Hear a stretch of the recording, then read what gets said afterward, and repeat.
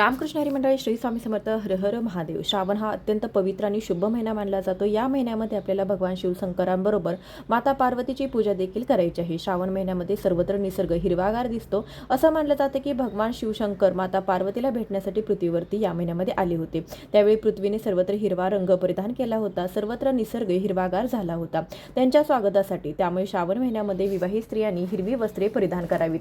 हिरवा रंग खूप शुभ मानला जातो, म्हणून श्रावण महिन्यात स्त्रियांनी हिरव्या रंगाची साडी, हिरव्या रंगाच्या बांगड्या घालाव्या. त्यामुळे पतीसोबतचे संबंध दृढ होतात. श्रावण महिन्यामध्ये स्त्रियांनी साजशृंगार करावा. या महिन्यामध्ये काळ्या रंगाचे वस्त्र चुकून देखील परिधान करू नये. काळा रंग हा नकारात्मक ऊर्जा शोषून घेतो, त्यामुळे हा रंग घालू नका. महादेवांची पूजा करण्यासाठी पांढऱ्या रंगाची साडी घालू शकता.